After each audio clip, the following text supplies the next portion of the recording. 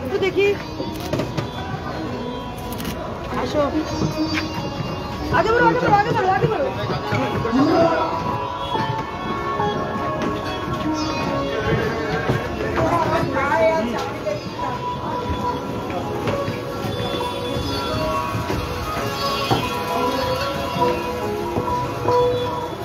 আমি সবগুলো ভাই পাঠাবি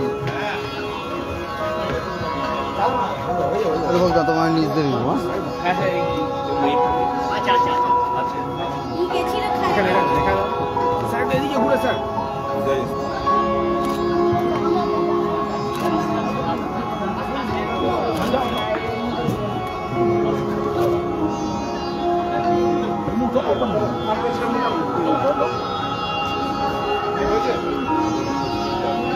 बैकग्राउंड में नहीं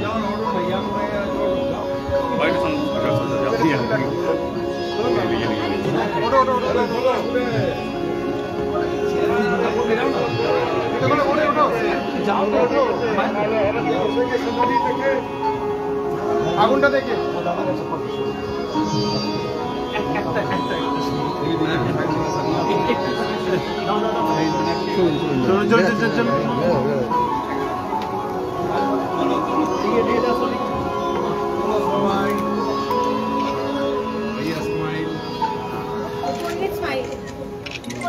দীপ আছে দীপ সামনে দীপ আছে ঠিক আছে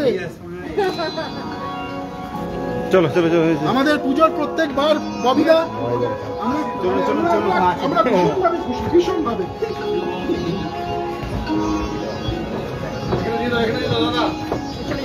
বলছি আমাদের বলতে দিন না দাদাকে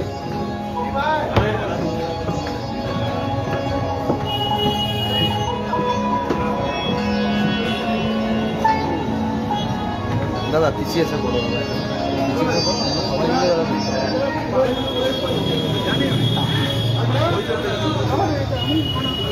আমরা সারা বছর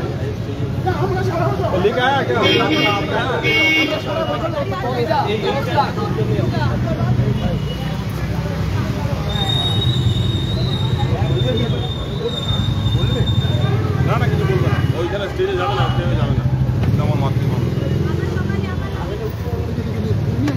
ববিদার জন্য অপেক্ষা করে দেখি সারা বছর তো শুনবো বলে ছাড়বোই না আমরা খুব আনন্দের সঙ্গে দেখাচ্ছি আমাদের মধ্যে এসে উপস্থিত হয়েছেন মহানগরী প্রভু হাকিম মহোদয়, ফিরাদ হাকিম, আমাদের এমএলএ বিবেক গুপ্ত মহোদয়কে আমি মঞ্চে আমন্ত্রণ জানাবো, কাউন্সিলর আমাদের মীনাক্ষী গুপ্ত, সাধনাদি আছেন, পিয়ালদা আছেন, আমরা একটু মঞ্চে গৌতম দা মঞ্চে এসো।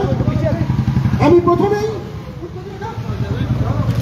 আমরা উত্তরিয়ে দিয়ে আসলে আমি একটা ছোট্ট কথা বলি, এখানে সবাই মানে ববিদা ভীষণ তারা আজকে আমরা দেখছিলাম প্রায় 20টার মতো পুজো উদ্বোধন করছেন, 25টা পুজো উদ্বোধন করছে, কিন্তু এই অঞ্চলে ববিদা নিশ্চয় উদ্বোধন করে চলে যায়, কিন্তু আমাদের আবদার কিন্তু আজ পর্যন্ত ববিদা কোনোদিন ফেলেনি। আমরা শুধু একটা অনুরোধ করেছিলাম, ববিদা আমরা অপেক্ষা করি আপনার কথা শোনার জন্য, তার কারণ আমাদের একটা আপনাকে ধন্যবাদ দেওয়া যাচ্ছে, সেটা হচ্ছে এই সুকিয়া স্ট্রিট যেটা যে জল জমার জন্য আমাদের কলেজে বিখ্যাত ফেমাস ছিল, বিগত প্রায় 6 মাস ধরে এখানে একটি বিরাট প্রজেক্ট হচ্ছে এবং আমরা নিশ্চয় আজকের দিনে আমরা অসুবিধা ভোগ করবো, আগামী দিনে সেটা সুবিধার জন্য, সেইটার একটা কৃতজ্ঞতা দেওয়ার জায়গা। আর একটা জায়গায় আমাদের কাউন্সিলররা সামনে রয়েছে, আমার বিধায়ক সামনে রয়েছে। সুকিয়া স্ট্রিটের এই অঞ্চলে সেদিন প্রায় 1 মানুষ সমান জল ছিল, কিন্তু তার পরের দিন প্রায় 24 থেকে 25 ঘন্টার ব্যবধানে শুকনো। তো এর কৃতজ্ঞতা দেবো না তখন যাকে পেয়েছি, তাই আমরা সরাসরি এই কৃতজ্ঞতা দিলাম এবং আমরা ববিদাকে কিছু বলার জন্য অনুরোধ করব। সুকিয়া স্ট্রিট, আমার স্ট্রিট, টনটনিয়া, কালীবাড়ি চিরকাল জমজমে আপনাদের একটা ইতিহাস। তখন নেতাজি সুভাষচন্দ্র বোস তিনি কলকাতার মেয়র, শুনলেন যে এইসব অঞ্চলে তখন এত ডেভেলপ করেনি, 1 কোমর 1 মানুষ জল রয়েছে। নেতাজি সুভাষচন্দ্র বোস কর্পোরেশন থেকে হেঁটে গামবুট পরে, ওনার তো এনার্জি প্রচন্ড ছিল, ওই বৃষ্টির মধ্যে গামবুট পরে রেনকোট পরে হাঁটতে শুরু করলেন। কর্পোরেশনের অফিসাররা দেখলো মেয়র হাঁটছে, সবাই পেছন দৌড়তে থাকলো। সেই সময় এসে নেতাজি এখানে দাঁড়িয়ে তদারকি করেছিলেন যে কি করে জলটা কমানো যায়। ঠিক এখনো সেই জল জমার সমস্যা আছে। তাই ওই যে পার্কটা আছে ঋষিকেশ পার্ক, ওখানে সেই নেতাজির স্মরণ করে নেতাজি পাম্পিং স্টেশন তৈরি করছি আমরা। সেটা হয়ে গেলে জল জমার এরকম বৃষ্টিতে হয়তো 2-4 ঘন্টা থাকতে পারে, কিন্তু জল জমার সমস্যা যেটা চিরকালের ছিল সেটা নেতাজিকে সম্মান জানিয়ে তাকে তার চরণে অর্পণ করে সেই কাজটা আমরা করছি, যেটার নাম দিয়েছি নেতাজি পাম্পিং স্টেশন। এবং এই কাজটা হয়ে গেলে এখানে যেটা সারা জীবনের সমস্যা জল জমা, সেই সমস্যার সমাধান হবে। এখন অনেকটা হয়ে গেছে। এই কৃতিত্ব শুধু আমার নয়, এই কৃতিত্ব আমাদের যে 17,000 কর্মচারী যারা দিন রাত খেটে ওই জলের মধ্যে, আমারটা ছবি উঠেছে, কিন্তু যে কর্মচারীরা রাস্তায় রাস্তায় পরিষ্কার করেছে, যারা তৈরি করেছে, সেই সব কর্মচারী এবং আমাদের কাউন্সিলর, তারা দিন রাত খেটে 24 ঘন্টার মধ্যে কলকাতায় জল এই সরিয়ে দিয়েছে। এর কৃতিত্ব আমার নয়, সবার। এবং আমার আরেকজন কলিগ আছে, তার নাম তারক সিং, তিনি আমাদের MMIC ড্রেনেজ, তার অসামান্য কৃতিত্ব আছে। তিনি এই যে পুরো কলকাতায় এই যে বললেন না যে পরের দিন জলটা নেমে গেছে, তার কারণ 50 বছর ধরে পলি পরিষ্কার হয়।